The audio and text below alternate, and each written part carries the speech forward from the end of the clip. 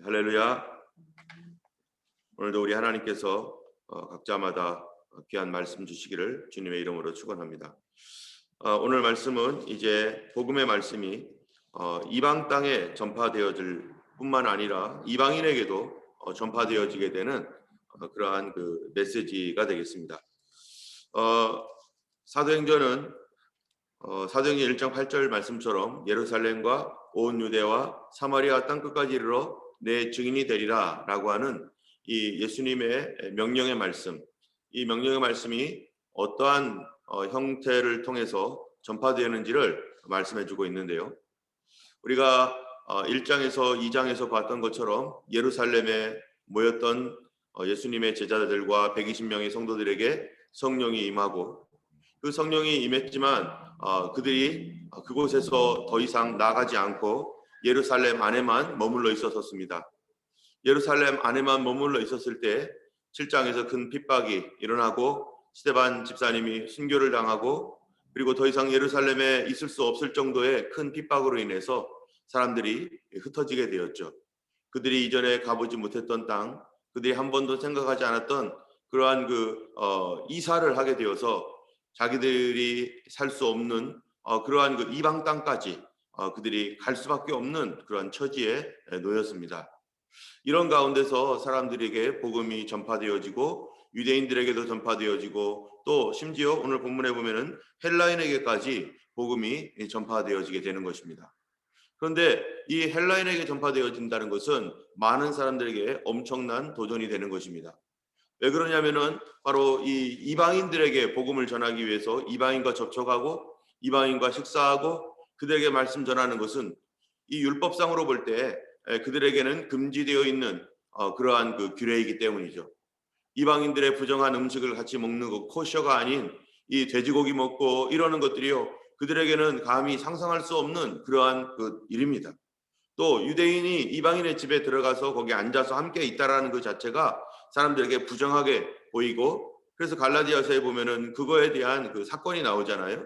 사도 바울이 베드로가 이방 땅에 가서 있었을 때 거기 갔더니 갈라디아 지방 갈라디아서에서 그 사도 베드로가 바울이 온다는 말을 두고 깜짝 놀라서 이방인의 집에서 도망 나왔던 그런 일들로 그가 책망을 받았는데 어쨌든 이방 땅으로 가는 것도 어려운 일이었지만 이방인에게로 가는 것들은 더욱 어려운 것이었습니다. 그래서 주님의 복음이 이 핍박을 통해서 지리적으로는 이제 사마리아와 유대와 그리고 이방 땅으로 이제 나아갔는데요. 오늘 본문은 이 하나님의 복음이 이제 이방인에게 어떻게 최초로 전파되었는지에 대해서 특별한 사건으로 말씀하고 있는 것입니다. 그것이 바로 고넬료라고 하는 것이죠. 이 10장 1절에 보면은 가이사랴에 고넬료라는 사람이 있는데요. 이달리아 부대라는 군대 백부장이었습니다. 그런데 그가 경건하여 온 집안과 더불어 하나님을 경외하며 백성을 많이 구제하고 하나님께 항상 기도하는 사람이었는데 그러니까 이 사람은 로마 사람으로서 로마 군인의 백부장으로서 이가 유대교를 믿고 구약 성경을 믿고 그런 사람입니다. 그래서 그도 제9시가 되어서 기도하는데 환상 중에 하나님의 사자가 나타나서 바로 이 내 구제와 또 기도가 하나님께 상달되고 기억한 바 되었으니 내가 사람을 요바에 보내어서 베드로라 하는 시몬을 청하라. 그가 시몬의 집에 유숙하니 그 집은 해변에 있다. 구체적으로 하나님께서 이 베드로가 어디 있는지 알려줍니다. 이렇게 구체적으로 하나님께서 이 말씀을 해주실 때 베드로는 그가 요바에서 이제 배고픈 가운데 이 제6시 12시에 기도하려고 다락에 올라갔다가 거기서 하늘이 열리며 환상이 보이는 그래서 이 그 보자기에 성경에서 말하는 부정한 짐승들이 거기 다 쌓여 있는데 이거를 하나님께서 먹으라 하니까 주님 저는 한 번도 이렇게 더럽힌 적이 없습니다. 음식으로 저는 더럽힐 수 없습니다. 하나님께서 말씀하시는데도 주님 저는 못합니다. 이렇게 하는 이런 환상을 그가 세 차례나 보고 그 다음에 하나님께서 그에게 역사하셔서 성령으로 깨닫게 하여 주시고, 그리고 드디어 고넬료의 집에 가서 복음을 전하고, 고넬료가 그 메시지를 듣고 고넬료 가정이 회개하고 성령 받아서 전체적으로 그 고넬료 가정이 다 예수를 믿게 되었죠. 그런데 이 일에 대하여 베드로가 이제 이방인들과 함께 그 집에 들어가서 그들에게도 세례를 주고 말씀 전하고 그랬다는 이 이야기를 들었던 다른 제자들이 막 비난을 하는 거죠. 네가 어떻게 그럴 수가 있느냐? 우리가 이 이방인들에게 어떻게 가느냐 하면서 그런 비난을 받을 때 베드로가 어찌하여서 그런 일이 일어났는지를 11장에서 또다시 자세하게 설명을 합니다. 그러면서 11장 19절에 보면은요, 그때 스데반의 일로 일어난 환난으로 말미암아 흩어진 자들이 베니게와 구브로와 안디옥까지 이르러 유대인에게만 말씀을 전하였다. 유대인에게만 말씀을 전하는데 그 중에 구브로와 구레네 몇 사람이 안디옥에 이르러 헬라인에게도 말하여 예수를 전파하니, 그때 이 많은 사람들이 예수님을 믿고 안디옥 교회의 교인이 됩니다. 그런데 그때 이 안디옥에 교회가 세워졌다는 말을 듣고 교회에서는 이제 바나바를 안디옥에 보내고, 바나바가 안디옥에 갔었을 때 이 사람은 24절에 보니까 착한 사람이고 성령과 믿음이 충만한 사람이고 큰 무리가 주님께 더하는데, 이 바나바가 한 일이 뭐냐면은 그동안 다소, 자기 고향이가 있던 다소, 이 사울을 찾아서 안디옥에 데려와서 안디옥에서 같이 하나님 말씀을 가르치는 일을 하게 되는 거죠. 여러분, 그렇다면은 7장에서 이 모든 사람들이 핍박을 받아서 정말로 흩어지고 막 이런 일들이 있으면서 오늘 본문 11장에 사도 바울이 이제 다소까지 가는 그런 일들의 역사가 이게 몇 년간에 일어났던 일이겠어요. 여기서는 1년, 2년 1, 2, 3장 3장밖에 안 되지만 3, 4장밖에 안 되지만 이게 10년 정도가 지나는 사건입니다. 이 사도 바울이 7장에서 스데반 집사를 죽이고 그리고 순교를 당한 다음에 더 예수 믿는 사람 찾아러 다니겠다고 다소까지 이 다마스커스까지 올라가는 길에 거기서 예수님을 만나서 눈이 멀어버리고 아나니아를 만나서 그가 다시 변화되고, 그리고 3년 동안 아라비에 가서 거기서 머물러 있다가 그리고 다시 예루살렘에 와가지고 베드로와 요한 이런 사람들을 만나다가 예루살렘 교회에 있다 보니까 이제 다른 사람들과 유대인들과 충돌이 일어나서 사울을 죽이려고 막 그렇게 하니까 그가 다소로 보내어지고 거기에서 10년 동안 다소에서 숨어서 그냥 자기 고향에서 조용히 지내고 있는 거죠. 그 가운데에 많은 하나님의 단련들이 있었을 것이고, 그리고 나서 10년이 지나니까 총 13년이 돼버렸죠. 13년이 돼버리고 나니까 이제 어느 날 그 13년 동안 무슨 일이 있었는가? 사도 바울이 스데반을 죽임으로 말미암아서 유대교회 핍박이 일어나서 그리스도인들이 막 흩어졌는데, 바로 안디옥에 그때 교회가 세워지고 이 안디옥에 세워진 교회에 사람들이 모였는데, 바로 거기에 사도 바울이 바나바의 인도를 받고 바로 그 안디옥 교회에 들어오게 되었습니다. 원인이 꼭 사도 바울의 원인은 아니지만 이 사도 바울이 그 일에 스데반 집사님의 이런 책임자로서 거기에서 그 일을 했던 그 사람이 13년 뒤에는 자기의 핍박을 통해서 안디옥까지 교회가 생겨나게 되었고, 그 안디옥에 자기가 이제 교사로 들어가는 놀라운 일이 생긴 것이죠. 이런 과정들이 어떤 식으로 전개되었냐면은, 첫 번째로는 사도행전 1장, 2장에서 예수님의 명령대로 성령을 받으라 했던 말씀대로 성령을 받았고요. 그 다음에는 두 번째로는요, 이 교회가 성장하면서 핍박을 받았고요. 핍박을 받았지만은 그 믿음이 사라지지 아니하고 이 믿음이 오히려 전파되어지는 일이 일어나게 되었고요. 그러다가 이 믿음이 전파되면서 이방 땅으로 가면서 그 다음에 일어난 사건이 뭡니까? 사도 바울이 중간에 회개하게 되고, 그리고 고넬료가 예수님을 믿는 놀라운 일이 발생하게 되고, 그리고 안디옥 교회가 세워지고, 그리고 사도 바울이 그 교회의 교사가 되고, 이런 많은 일들이 정말 이 13년이라는 기간 동안에 쭉 하면서 일어나고 있는 것입니다. 특별히 오늘 10장에 보면은 고넬료라고 하는 사람이 어떤 사람인가 우리가 여기 주목하여 보면은요, 고넬료에 대해서 이렇게 말합니다. 4절에 보니까 고넬료가 주목하여 보고 두려워하여 주여 무슨 일이니까 하면서 천사가 나타났을 때 천사가 이르되 내 기도와 구제가 하나님 앞에 상달되어 기억하신 바가 되었다.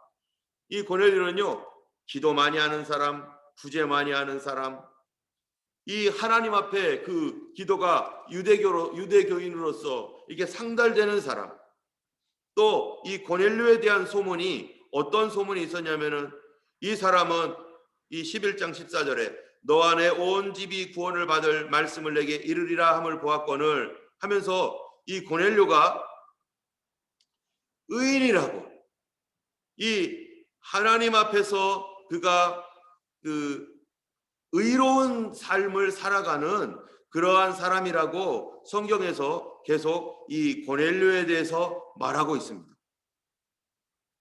그런데요, 사람이 기도를 많이 하고 또 구제를 하고 또 심지어 다른 사람들 앞에 그는 의인입니다, 그는 그 깨끗한 그런 의인입니다 라고 하는 이런 말을 듣는 사람도 누가 필요합니까?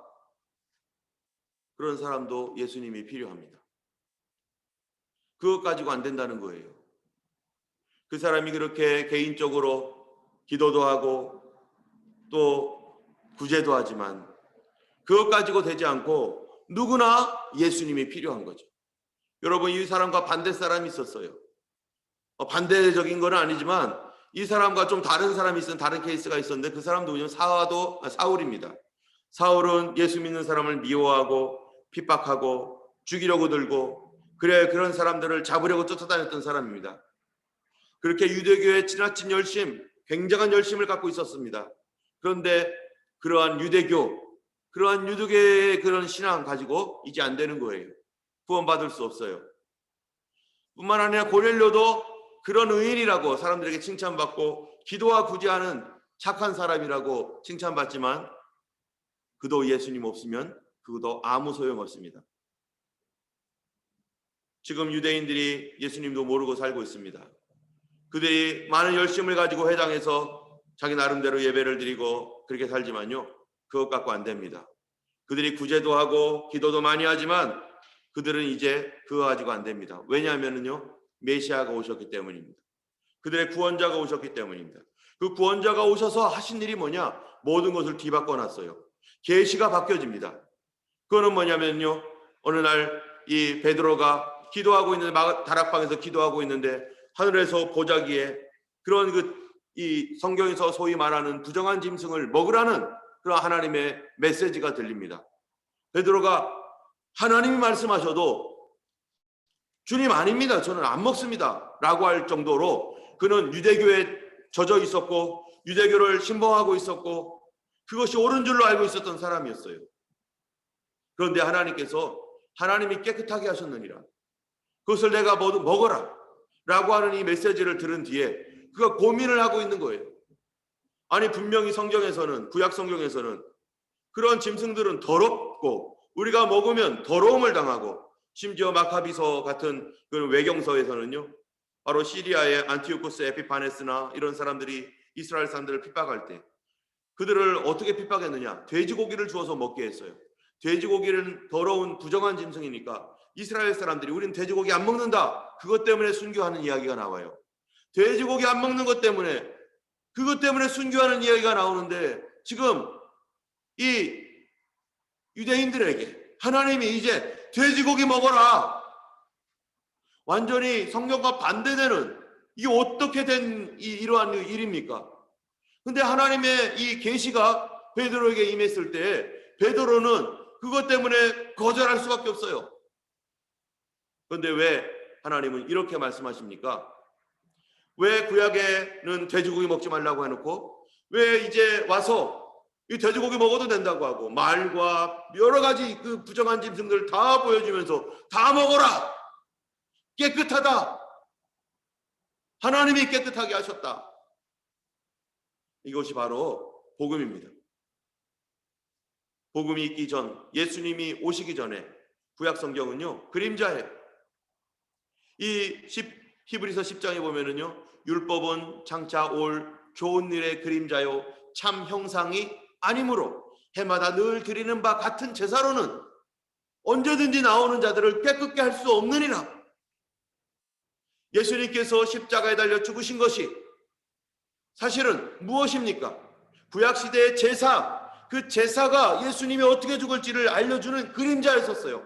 그래서 염소와 황소와 송아지의 피로 나오지만 그들을 영원히 구속할 수 없는 하나의 죄사함을 받게 하는 그런 능력이 없는 짐승의 피, 그것은 사실 예수님의 피였기 때문에 그런 것들을 주님께서 이제 성취했습니다. 예수님께서 완성했습니다. 주님이 오심으로 그동안에 과거에 먹지 말라고 했던 그러한 그 코셔 음식들, 그런 음식들이 무엇인지를 알려주는 거예요. 그게 우리 성도의 영적 생활에 대하여 하나님께서 우리에게 얘기해 주시는 것이고, 이제 예수님이 오셨기 때문에 구약 시대에는 그들이 참으로 이방인과 접촉함으로 말미암아 그렇게 더러워진다는 것을 참으로 영적으로 가르쳐주는 하나의 교훈이었는데, 이제 예수님이 오셔서 그 모든 것을 실제를 보여주시니까 이제 뭐가 필요 없어요? 모델하우스는 필요 없는 거죠. 이제 그림자는 필요 없는 거예요. 실제가 나타났으니까. 구약시대 제사와 절기들 다 이런 것들이 그림자에 불과했던 거예요. 구약시대는 그걸 안 하면 안 되었었어요. 왜냐하면 그것이 예수님을 상징하는 거였기 때문에. 코셔 음식 먹는 거 이런 걸 안 하면 안 되었어요. 그것이 구약시대에 예수님을 상징하는 거기 때문에 구약은요 어떻게 구원받습니까? 구약은요 예수님을 상징하는 것을 통해 구원받았습니다. 사실 엄밀하게 말하면 구약도 예수님으로 말미암아 구원받은 거죠. 왜냐하면 그런 모든 것들이 메시아를 상징하는 거였기 때문에, 제사, 코셔 이 모든 것들이 그런 거였기 때문에 이제 실제가 오니까 과거에 있던 모든 것들은 다 하지 않습니다. 그리고 거기에 다 누구에게로 수렴합니까? 바로 예수님에게로 수렴하는 것입니다. 우리 예수님이 중심입니다. 그러므로 이제 이러한 새로운 시대에 예수님께서 말씀하신 것처럼 새 술은 새 부대에 담아야 되느니라. 유대교로서는 더 이상 구약에 있는 이 그림자를 여전히 지키고자 하는 유대교로서는 더 이상 될 수가 없어요. 이제는 이 복음은 이제는 교회를 통하여 성령의 역사를 통하여 이 교회가 담고 이 복음을 가지고 어디까지 가는 겁니까? 마지막 날 주님 오실 때까지 이 복음 들고 가는 거죠. 이 복음, 이 교회를 통해서 예수님이 오실 길이 예비되고 예수님이 오시는 그 길로 가는 것입니다.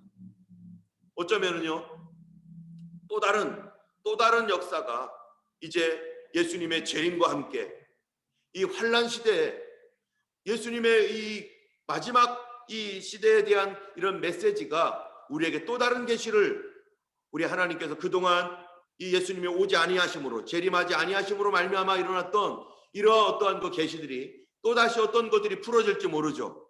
그러나 지금까지는 우리가 계속해서 이 복음 말씀 가지고 주님 오시는 날까지 가고 있는 것입니다. 오늘 우리가 이 하나님 앞에서 나아갈 때 참으로 우리 마음에 주님 정말 이 복음을 소중히 여기고 주여 하나님 이 복음 들고 예수님 앞으로 주님 오실 때까지 변치 않고 하나님 이 복음의 말씀 앞에 설 수 있도록 도와주시옵소서. 마지막 때에 우리에게 한 가지 주님께서 부탁하신 말씀이 있습니다. 예언의 말씀은 이 복음이 땅끝까지 전파되면 그제야 끝이 오리라고 하셨고, 그리고 우리 성도들에게 부탁하신 말씀은 당연히 복음을 전가하는 것뿐만 아니라 너희는 그날이 가까움을 볼수록 모이기에 힘쓰고 모여서 뭐 하라는 거요? 깨어 기도하라. 깨어서 기도하라. 마지막 때에 주님께서 우리에게 부탁한 말씀, 깨어서 기도하라. 오늘도 우리는 그 말씀, 이 시대가 이렇게 어두워지는 걸 보면서 우리는 주의 말씀 붙들고 기도해야 될 줄로 압니다. 이때 기도할 수 없는 조건들, 핑계들 너무나 많습니다. 그러나 그렇기 때문에 주님께서 우리에게 명령하시고 부탁하신 거예요.